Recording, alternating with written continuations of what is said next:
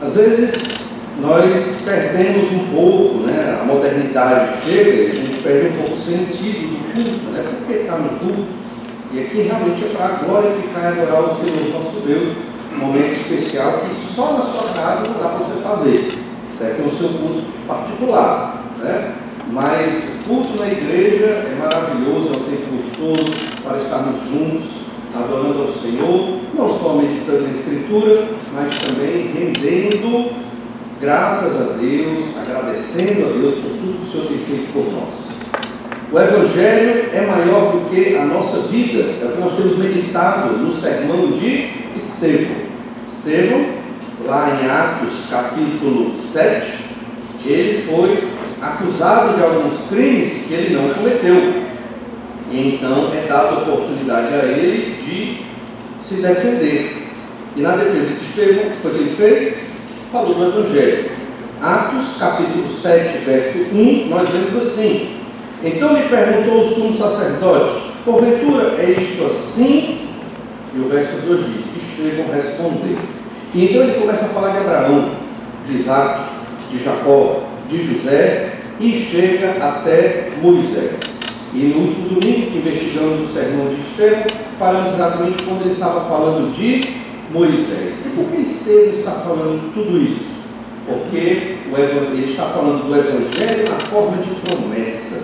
Então, as promessas que se referiam ao Evangelho e à salvação se cumpriram no Senhor Jesus Cristo. O que ele está fazendo? Ele está ensinando a verdade da salvação ao Sinédrio. E quem era o Sinédrio? Era um grupo de aproximadamente 70 anciãos da nação de Israel que se julgavam salvos, que se julgavam santos, que julgavam ser entendedores da palavra de Deus. Os intérpretes da Bíblia, no Antigo Testamento, naquela época, era este Sinédrio. Você quer saber da Torá, da lei de Moisés, dos 5 primeiros livros da Bíblia? O Sinédrio sabe. Eles são tão especialistas que eles são o tribunal de Israel, autorizado pelo Império Romano para julgar as questões de Israel. As outras províncias romanas não tinham isso não, na época do Império Romano, mas os judeus tinham o Sinédrio, esse tribunal composto por fariseus, saduceus, que eram sacerdotes, escribas, e ali todos homens já de experiência e de idade. Então, Estevão sendo julgado, porque anunciava Jesus como o Messias, como o Senhor e Salvador, estava sendo aqui inquirido, e ele responde. E Atos 7,35, ele fala de Moisés. Já vimos o começo da vida de Moisés, e agora vamos ver a continuação. E observe o que Estevão destaca sobre a vida de Moisés. Atos 7,35. Este Moisés, a quem negaram reconhecer, dizendo: quem te constituiu autoridade de juiz? A este enviou Deus como chefe libertador, com a assistência do anjo que lhe apareceu na sala. Essa é a expressão, a este Moisés, e ele está preparando o seu auditório para a acusação que ele vai proferir. Veja, ele está sendo acusado, mas no final da sua defesa, ele é quem acusa o Sinédrio de ter matado o Senhor Jesus Cristo, o Messias, o Salvador. E ele está comparando aquele povo, o Sinédrio, com aquele povo do Antigo Testamento que não queria reconhecer Moisés como seu líder. Olha o verso 36. Este os tirou, fazendo prodígios e sinais na terra do Egito, assim como no Mar Vermelho, e no deserto durante 40 anos. Foi Moisés quem disse aos filhos de Israel: Deus vos suscitará dentre vós, irmãos, um profeta semelhante a mim. Moisés aqui profetizando sobre Jesus, em Deuteronômio 18, e mais uma vez Estevão está trazendo a mensagem da promessa do Messias, da promessa do Salvador, para que o Sinédrio entenda que eles mataram o Salvador prometido, o Messias, aquele que viria para salvar a humanidade da condenação dos seus pecados. E no verso 38, é este Moisés quem esteve na congregação no deserto, com o anjo que ele falava no Monte Sinai, e com os nossos pais, o qual recebeu palavras vivas para nos transmitir. Este Moisés falou do Messias. Este Moisés falou desse profeta semelhante a ele. Esse Moisés trouxe a verdade de Deus, que Deus deu para ele. E aquela geração não recebeu. Da mesma forma veio Jesus.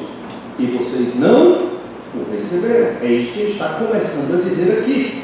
Olha o verso 39 então. A quem nossos pais não quiseram obedecer, antes o repeliram e no seu coração voltaram para o Egito. Não fisicamente, mas no coração. Eles queriam estar no Egito novamente, indo contra a vontade de Deus. Didaticamente, o Senhor está pregando para aqueles homens, o Sinédrio, as autoridades da nação de Israel, que eles são semelhantes a esta geração incrédula e perdida, que não reconheceu Moisés, a mensagem dele, assim também o Sinédrio não reconhecia a mensagem verdadeira sobre o Messias, o Senhor Jesus Cristo. Olha o verso, ainda no verso 40, dizendo a Arão: faze-nos deuses que vão adiante de nós, porque quanto a este Moisés que nos tirou da terra do Egito, não sabemos o que lhe aconteceu. Naqueles dias que fizeram o bezerro e ofereceram sacrifício ao ídolo, alegrando-se com as obras de suas mãos. Então, Estevão reforça o tamanho da idolatria e do pecado daquela geração. Viram o mar sendo aberto, viram a provisão de Deus no deserto, o poder de Deus na mão de Moisés, mas porque Moisés demorou com as tábuas lá no Monte Sinai, não, Moisés não volta mais, nós vamos fazer um ídolo aqui, e Arão se corrompeu e seguiu o desejo do povo. Perceba o tamanho da natureza do pecado. E o objetivo de Estevão fazer tudo isso aqui no seu discurso é: vocês, Sinédrio, são semelhantes àquela geração. E o verso 42: mas Deus se afastou e os entregou ao culto da milícia celestial, como está escrito no livro dos profetas: ó casa de Israel, porventura me oferecestes vítimas e sacrifícios no deserto pelo espaço de 40 anos. E aqui ele está fazendo referência a Amós, capítulo 5, versos 25 a 27, e referência ao fato de Deus ter matado toda aquela geração do deserto. E que é importante refletir sobre isso. Deus nos deu liberdade a cada um de nós para escolher o caminho que vamos escolher. Deus nos deu liberdade para pecar. Isso é claro dentro da Escritura. Mas todos haverão de prestar contas dos pecados que estão cometendo.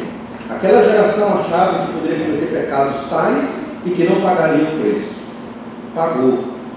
E todos aqueles que pecaram contra o Senhor pagaram em vida por conta da sua incredulidade. E obviamente, se não creram em Jesus, pagaram na morte, no inferno. Então é como diz Gálatas 6:7, né? Com Deus não se brinca, ou em algumas versões, de Deus não se zomba. Aquilo que o homem semear, isso também se fará. E, então só vale para os crentes? Não, isso é para toda a humanidade. Não se submeteu à vontade do Senhor, vai pagar. Deus vai cobrar. Por quê? Porque Deus é o dono de tudo, de todas as vidas, de todas as almas, de todos o patrimônio, bens e riquezas, e tudo que existe na Terra, toda a criação, cada planeta e poeira cósmica é de Deus. Ele administra tudo de maneira plenamente sábia. Então nós, pela graça de Deus, entendemos o Evangelho de Jesus, devemos usar as nossas vidas para a glória de Deus, e não como um Sinédrio, que ao ouvir a mensagem verdadeira, né, ficou irado e se encolerizou para repelir aquela mensagem. A nação idólatra, ela foi comida no deserto nos 40 anos, mas Israel sobreviveu uma nova geração. Só que essa nova geração, depois de séculos, se corrompeu de novo. Atos 7:43. E acaso não levantastes o tabernáculo de Moloque, a estrela do deus Renfã, figuras que fizestes para as adorar? Por isso vos desterrarei para além da Babilônia.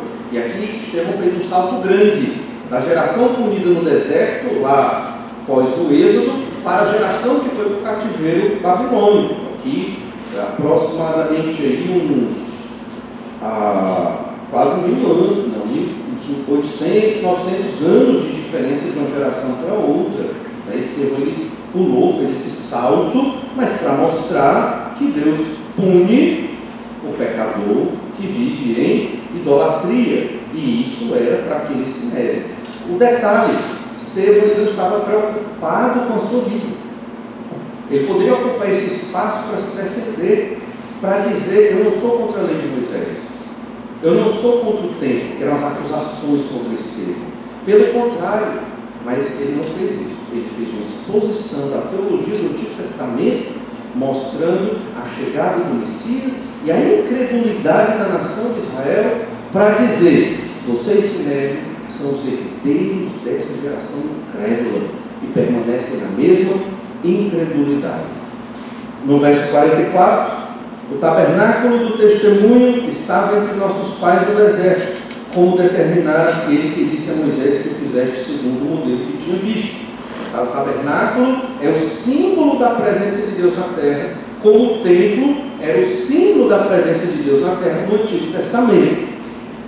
E o verso 45, o qual também nossos pais, com Josué, tendo-o recebido, o levaram quando tomaram posse das nações que Deus expulsou da presença deles, até os dias de Davi. E aqui ele já está fazendo a transição para o período de Davi, né? E aqui ele deixa de falar de Moisés e vai para outro personagem do seu sermão, que é Davi. Lembrando que a gente já estudou nesse sermão, ele divide em 4 partes: Abraão, depois ele vai falar de Josué, Moisés e Davi agora, né? José, fala um pouquinho de José, mas bem rápido. José, Moisés e Davi agora. Atos 7,46. Este achou graça diante de Deus e lhe suplicou a faculdade de prover morada para o Deus de Jacó, mas foi Salomão que lhe edificou a casa. Por que Estevão fala de Davi? Isso aqui é muito importante para a sua leitura bíblica do Antigo e do Novo Testamento, porque Davi ele é um modelo imperfeito do Messias. Quando se olhava para Davi, se pensava em quem? No Messias, aquele que viria salvar o homem. Só que Davi tem pecados, então Davi não é o Messias. Mas todo aquele que nascesse de Davi poderia vir a ser o Messias. Então, quando nasceu Salomão, a expectativa era: será que ele é o Messias? Salomão cometeu 10 pecados e o povo chegou à conclusão: Salomão não é o Messias. Veio Roboão, será que Roboão não é o Messias? Muitos pecados também, não é o Messias. E cada filho de Davi que ia nascendo, descendente, obviamente, se esperava o Salvador. Quando você lê 1 Reis, 2 Reis, essa é a teologia desses livros. Cada filho de Davi que nascia descendente ia para o trono, se esperava o Salvador, se esperava a consumação das promessas, se esperava a redenção dos pecados. Essa era a mentalidade do povo na época do Antigo Testamento. E essa promessa a gente encontra lá em 2 Samuel 7, verso 12. Quando teus dias se cumprirem e descansares com teus pais, então farei levantar depois de ti o teu descendente, que procederá de ti, e estabelecerei o seu trono. Este ficará uma casa no meu nome, e eu estabelecerei para sempre o trono do seu reino. Está falando de Salomão. Isso aqui era Deus falando com Davi. Está falando de Salomão, que edificou uma casa para Deus. Sim, mas Salomão teve o trono para sempre? Estabelecido para sempre? Não. Por sinal, não tem ninguém no trono de Davi hoje, digamos, aqui na terra, na verdade. Tem um governante judeu na nação de Israel, que a gente saiba, governando como monarquia, como um rei. Não temos. O fato é que fala de Salomão, mas ao mesmo tempo fala do descendente de Davi que virá e terá o seu trono estabelecido para todo sempre. Estevão está querendo mostrar, ao falar de Davi, que Jesus é o filho de Davi, o Messias prometido. Olha Atos 7,48.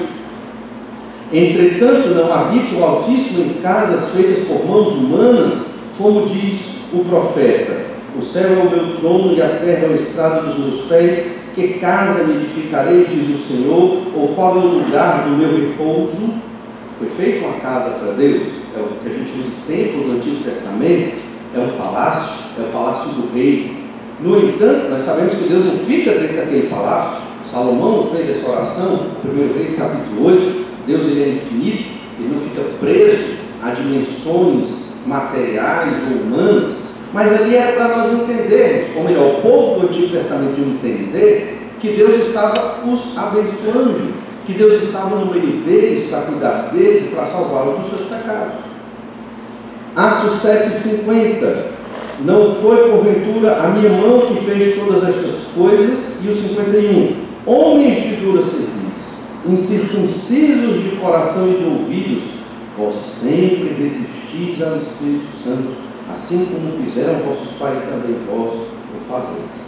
E aqui Estevão acusa diretamente o Sinédrio, assim como ele falou da incredulidade da geração lá no deserto, na época de Moisés, e assim como ele está falando do povo de Israel, que por conta da sua idolatria foi para o cativeiro babilônico. Tudo que tem no Antigo Testamento com relação a Israel serve para o nosso aprendizado, para nós compreendermos a natureza do nosso pecado, nos arrependermos e buscarmos ao Senhor. Para Estevão era mais importante pregar essa mensagem do Evangelho ao Sinédrio, era mais importante levar aqueles líderes ao arrependimento dos seus pecados do que ele salvar sua própria vida. Daí a ideia, o Evangelho é maior do que nossa própria vida. É mais importante do que o meu conforto, do que o meu descanso, do que minhas necessidades básicas, proclamar a mensagem que o Senhor Jesus deixou para nós. Enquanto eu não coloco isso na minha mente, eu não vou entender o que é ser um verdadeiro cristão. Posso até ser convertido, salvo em Cristo, mas infelizmente ainda dormindo, ainda não ativo na obra de Deus. Tem os irmãos batalhando, pregando, orando, lutando a obra de Jesus, mas tem outros ali, como se estivessem de férias, como se todos têm que me servir, como se as coisas não fossem tão importantes e urgentes dentro da obra de Jesus. Leia a Bíblia. Quando você lê sua Bíblia, você vai perceber que os discípulos de Jesus deixaram tudo para seguir Jesus. Seguir Jesus é proclamar o Evangelho do Senhor Jesus Cristo, é imitar a pessoa do Senhor Jesus Cristo. Nós não vivemos só do ensino. Não adianta você ouvir e aprender da Bíblia se você não encarna Jesus na sua vida. Não mais vivo eu, mas Cristo vive em mim. Só aprender o Evangelho não resolve. Isso é bom, é o primeiro passo, mas é necessário vivê-lo. Tem que se viver Jesus todo o dia. E é o que Estevão está fazendo aqui. Ele está vivendo exatamente o que o Senhor Jesus ensinou. Se nós estivéssemos um dia diante de um tribunal nos julgando, como reagiremos? Ali, sim, a nossa fé e toda a nossa vida cristã seria provada e testada. Eu tentaria escapar daquela condenação para viver mais alguns anos de vida, ou eu me empenharia em proclamar o Evangelho àquelas autoridades que estão querendo me condenar injustamente? Atos 7,52. Qual dos vossos pais não perseguiram? Eles mataram os que anteriormente anunciavam a vinda do justo, do qual vós agora vos tornastes traidores e assassinos. Vós que recebestes a lei por ministério de anjos e não a guardastes. Quem anunciou esse Evangelho? Abraão, Isaac, Jacó, José, Moisés, Josué, Davi, os profetas. Todos falaram de Jesus no Antigo Testamento. Esses homens não eram ignorantes da mensagem do Senhor, mas eles escolheram ser religiosos e não crer no Messias. Eles escolheram viver a parte da revelação de Deus. O meio evangélico hoje não é tão diferente disso. Você vai encontrar a igreja de melhor e assiste se você quiser. Se você quiser uma igreja dos homossexuais, você vai encontrar. Se você quiser uma igreja da libertinagem, você vai encontrar. Se você quiser uma igreja onde você vai fazer o que você quer e ninguém te perturba, lá você vai encontrar. Mas essa não é a igreja de Jesus. Essa é a igreja dos humanistas. Essa é a igreja daqueles que não querem sua consciência afetada por nada, não querem cobrança de nada, não querem compromisso com o Senhor. Essa é a igreja dos humanistas, daqueles que acreditam que aqui na terra nós encontramos felicidade e satisfação. Essa é a grande mentira do diabo, porque não existe satisfação e felicidade nesta terra sem Deus, Pai, Filho e Espírito Santo. Não existe. Se engana aquele que está procurando isso, não vai encontrar. O Evangelho é o cumprimento de todas essas promessas, e Estevão faz esse sermão na sua defesa, porque ele quer mostrar a seus compatriotas judeus a uma liderança que eles estão completamente perdidos nos seus pecados.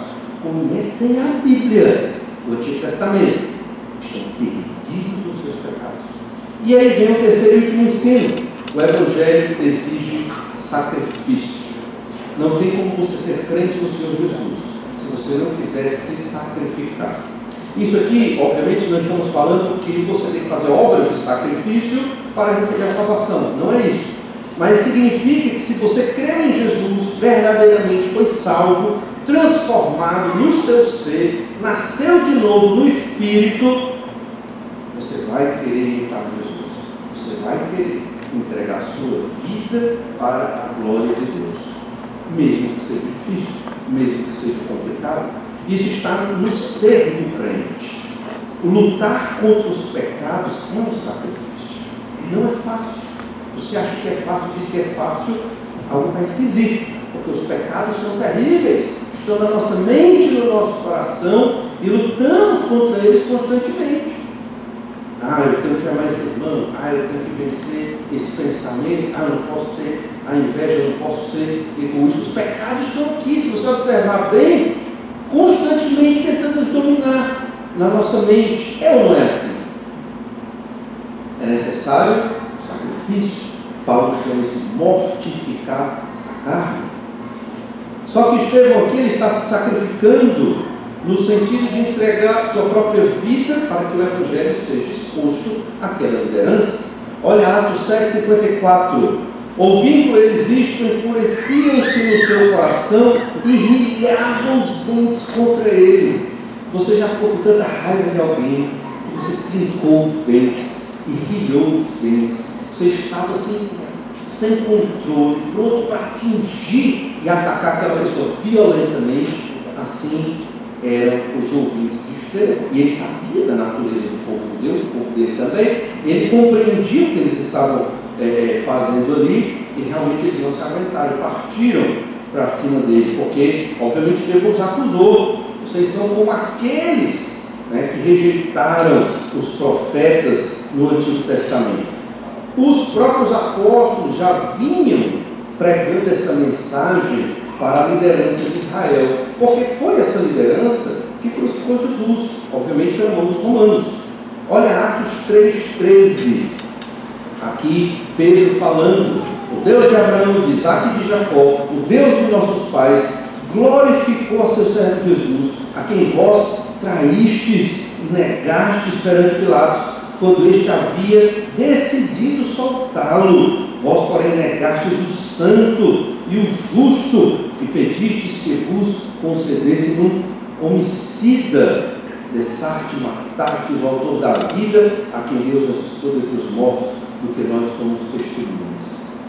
Tanto da pregação de Pedro, como da pregação de Estevão, um foi convertido, pelo menos que a gente saiba, um desses que estava no Sinédrio aqui era Gamaliel, e muito provavelmente não, e ele lá na frente reconhece o Senhor como seu, pelo menos dá a entender que reconhece o Senhor como seu Salvador. Outro também foi Nicodemos, que provavelmente fazia parte aqui desse grupo. Ele foi escondido lá em João capítulo 3, falar com Jesus, e Jesus falou o que para ele? Tem que nascer de novo. E ele ouviu essas acusações dos apóstolos e do próprio Estevão, E aquilo ali certamente o afetou. E lá na frente nós podemos também, o que tudo indica no texto bíblico, confessa Jesus como seu Senhor e Salvador. Estevão sabia o que estava fazendo. O interesse dele era cumprir a missão que Jesus deixou. Atos 7,55. Mas Estevão, cheio do Espírito Santo, fitou os olhos no céu e viu a glória de Deus e Jesus que estava à sua direita, e disse: eis que veio os céus abertos, e o Filho do Homem em pé à destra de Deus. Como Lucas soube dessa informação? Todos ouviram. Ele quis dizer que ele estava vendo, ele ficava calado. Ele viu o Pai e Jesus à destra do Pai. Mas ele fez questão de falar para a sua audiência, o sinédrio, o que ele estava vendo ali. E há muito entendimento sobre o que Jesus estava fazendo de pé. Porque ele não estava sentado no trono. Em Apocalipse fala do Cordeiro, Apocalipse 5, o Cordeiro sentado no trono. Mas aqui Jesus está de pé. De pé por quê? Para recebê-lo. É uma das explicações. Está pronto para recebê-lo no céu. Porque ele não é qualquer crente. Estevão é um crente extremamente maduro, cheio do Espírito Santo, que se entregou voluntariamente para morrer pelo nome de Jesus. Ele é um daqueles crentes que Deus mais gosta, porque está entregando a sua vida. Você quer ser amado por Deus, receber o elogio de Deus, aquele elogio todo especial, onde Deus diz que você é o filho amado, o filho querido, que Ele tanto gosta, que Ele tanto ama. É só você entregar a sua vida plenamente ao Senhor. Deus em primeiro lugar, todo dia no mundo. Sempre o Senhor tem que estar em prioridade. Quando acordo na minha leitura bíblica, nas minhas orações, na proclamação do Evangelho durante aquele dia, no sacrifício que faço para conter os pecados e suprimir os pecados que ainda existem dentro de nós. É assim que nós vamos nos sacrificando, como Estevão fez, e receberemos esta honra do Senhor Jesus. Mas é muito provável também que Jesus estava ali como um advogado para receber Estevão, para interceder por ele diante do Pai. Olha, Pai, esse aqui é um daqueles que eu redimi com o meu sangue. Ou podemos também perceber que Estevão ali teve um vislumbre de Jesus pronto para retornar. É muito possível. Ele viu Jesus de pé, já pronto, preparado para o seu retorno, para extirpar o pecado da humanidade e governar aqui. Lá em Daniel 7, verso 13 diz: eu estava olhando nas minhas visões da noite, e eis que vinha com as nuvens do céu, um como filho do homem. Dirigiu-se ao ancião de dias, e o fizeram chegar até ele. Foi-lhe dado domínio, glória e o reino, para que os povos, nações e homens de todas as línguas o servissem. O seu domínio é domínio eterno, e não passará, e o seu reino jamais será destruído. Essa era a visão que os crentes do Novo Testamento tinham do Senhor Jesus Cristo. Aquele que vem governar, aquele que vem dominar.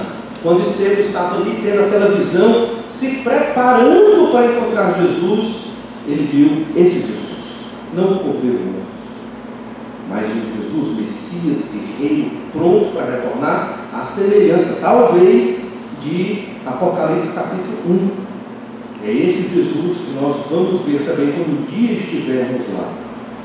Estevão, ele não se defendeu, ele proclamou o Evangelho. E quando estava perto de morrer a pedradas, e não eram pedras pequenas, eram pedras grandes, pegavam pedras com as duas mãos, e eles não miravam nos pés, era na cabeça, para derrubar a pessoa e matá-lo. Estevão olhou para Cristo. Isso não é por acaso, é essa a ideia, essa é a mensagem do Senhor para nós, aqui. Se eu não olho para o Senhor Jesus Cristo pela fé, eu não conseguirei cumprir a missão.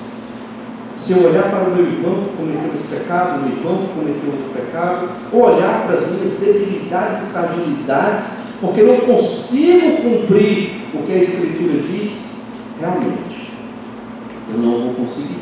Essa é a verdade. Somos fracos, Todos somos pecadores e não temos condição. E quando tentamos cumprir e viver a vida cristã com a nossa própria força, você sabe o que acontece?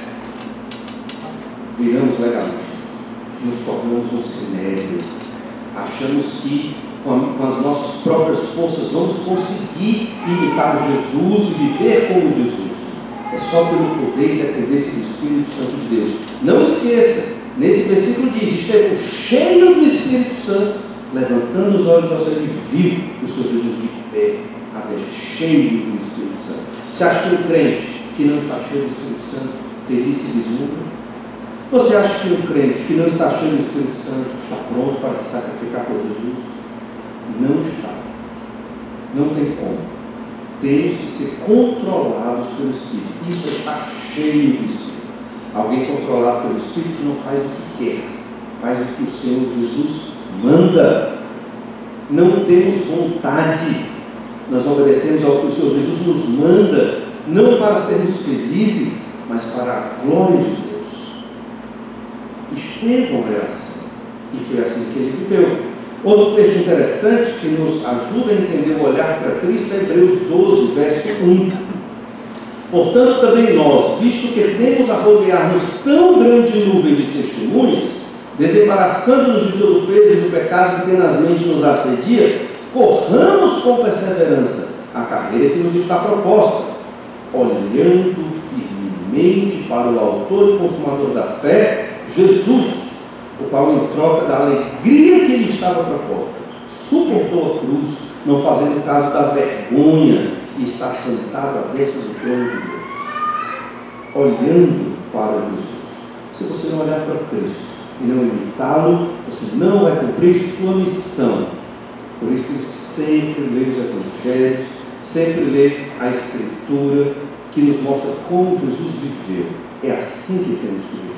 Não interessa se o irmão X ou Y não vive, não importa nesse momento, importa que eu tenho que viver. E Estevão estava vivendo exatamente isso, olhando para Cristo. Atos 7,57. Eles, porém, clamando em alta voz, taparam os ouvidos e unânimes arremeteram contra ele. Quando Estevão disse que estava vendo Jesus, isso é um absurdo. Eles não suportaram a mensagem do Evangelho e a visão que Estevão estava tendo ali, e eles gritando foram contra Estevão, pegaram pedras para o matar ali. O Sinédrio, ele tinha autoridade para fazer isso? Não. Os comandos tinham que permitir pena de morte, ou os comandos tinham que administrar a pena de morte. Lembra que o Império Romano estava dominando sobre a Judéia.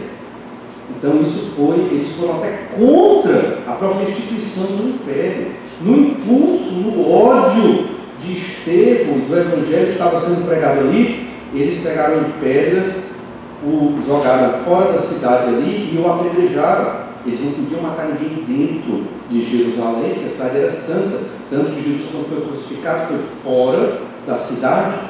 Atos 7,58 diz: e lançando-o fora da cidade, o apedrejaram. As testemunhas deixaram suas vestes aos pés de um jovem chamado Saulo.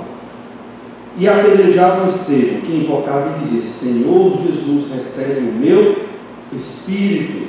Se te lembra alguma coisa? Jesus também entregou o espírito quando estava lá na cruz. Estevão queria imitar Jesus até na morte, até nos últimos instantes. E ele imitou mais, no verso 60, Atos 7,60. Então, ajoelhando-se, clamou em alta voz: Senhor, não lhes imputes este pecado. Com estas palavras, adormeceu. Ele não só entregou o Espírito, Senhor, estou pronto para morrer, me recebe, como ele também suplicou o perdão de Deus para os seus assassinos.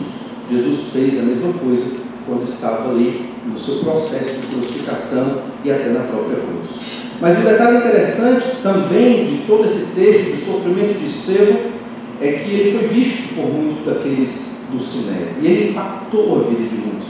Falamos de Nicodemos, falamos de Gamaliel e também do jovem Saulo. No verso 58, as testemunhas deixaram suas vestes aos pés de um jovem chamado Saulo, que provavelmente também fazia parte do Sinédrio. que estavam ali aprovando a morte de Estevão. Nós, obviamente, já lemos o livro de Atos, conhecemos essas verdades aqui sobre a conversão de Saulo, que virou Paulo um grande missionário, mas nem sempre lembramos quem estava por trás da vida e da conversão desse homem, um homem íntegro e que tinha boa vontade de seguir a Deus, mas fazia de modo errado. Foi Estevão que deu esse testemunho para que Paulo se tornasse um grande missionário e também entregasse a sua vida pelo nome do Senhor Jesus Cristo. Ele viu tudo acontecendo aqui com Estevão. Certamente foi uma grande influência em sua vida.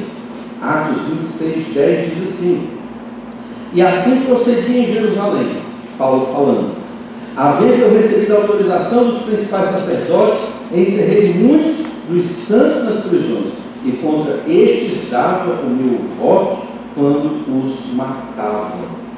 Referência a Estevão e a outros, certamente, que ele aprovou a própria morte. Mas certamente quando ele creu, lembrou-se das palavras de Estevão, lembrou da pregação que Estevão fez ali. Isso foi muito importante para a sua vida cristã, para ele estabelecer as bases de como ele queria ser, que crente ele queria ser. Isso serve para nós também. Que crente nós queremos ser? Você pode ser o crente que você quiser. O Evangelho no Brasil te dá muitas opções. Você pode ser aquele que tem só no domingo. Você pode ser aquele que tem só uma vez no mês. Você pode ser aquele que nem lê a Bíblia direito, mas gosta dos passeios, das diversões da igreja. Você pode ser aquele crente que está ali curtindo as férias nesse local chamado igreja. Mas lembre-se, na igreja tem os que trabalham. Na igreja tem aqueles que se sacrificam pelo nome de Jesus. Na igreja tem os que pregam o Evangelho. Na igreja tem aqueles que em casa estão orando para que os filhos de Deus tenham força para proclamar o Evangelho e lutar contra os seus pecados. Tem aqueles que estão em casa estudando, ensinando seus filhos na Bíblia Sagrada e procurando obedecer à vontade de Deus. Na igreja tem os que servem. A questão é, como você quer ser crente? Como Estevão, que estava pronto ali para morrer pelo Evangelho do Senhor Jesus Cristo, ou como o Sinério, que na cabeça deles, eles eram salvos, viu? Na cabeça do Sinério, eles eram a autoridade de Deus na terra. Na cabeça deles, eles tinham conhecimento perfeito da lei de Moisés e cumpriam aquilo perfeitamente. Eles não achavam que eram pecadores perdidos, de modo nenhum. Jesus tratou com eles. Discursos duríssimos de Jesus contra os fariseus e escribas e contra os saduceus, estudamos o Evangelho de Lucas. Os apóstolos pregaram isso para esse Sinério e agora Estevão. Eles ainda endurecidos. Em Atos 8:1 nós lemos que Saulo consentia na sua morte. Naquele dia levantou-se grande perseguição contra a igreja em Jerusalém e todos, exceto os apóstolos, foram dispersos pelas regiões da Judéia e Samaria. Aquela igreja que nesse momento aqui já tinha mais de 5.000 convertidos, igreja grande, reduziu para 12, digamos assim, se entendermos apóstolos, só os 12 aqui. 12 somente ficaram em Jerusalém. E essa igreja foi dispersa e foi obrigada a proclamar o Evangelho de Jesus. Tudo isso graças ao sacrifício de Estevão. E aí começa a segunda parte do livro de Atos. O livro de Atos, ele é dividido em 3 partes que Jesus mesmo dividiu, né? Ser testemunha em Jerusalém, Judéia e Samaria e até os confins da terra. O testemunho a Jerusalém foi até aqui. E ficaram 12 em Jerusalém. E as centenas se converteram, se espalharam pela Judéia e pela Samaria. Capítulo 8 e 9, vamos ver o evangelismo na Judéia e na Samaria, a segunda etapa do projeto missionário do Senhor Jesus Cristo. Que Deus nos abençoe e nos ajude a sermos servos como foi Estevão. Vamos orar e pedir a bênção do Senhor. Senhor Deus, tenha misericórdia de nós. É muito sutil e tentador viver um evangelho cômodo.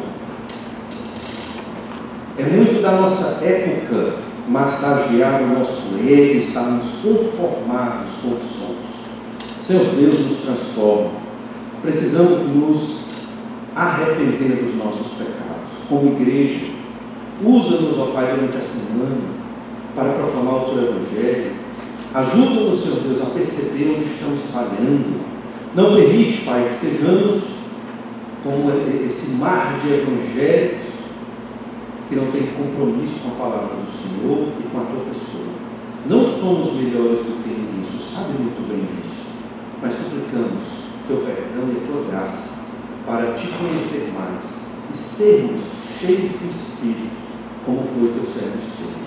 É o que nós pedimos em nome de Jesus. Amém. Deus abençoe a todos, um bom almoço e até a noite, às 18h30.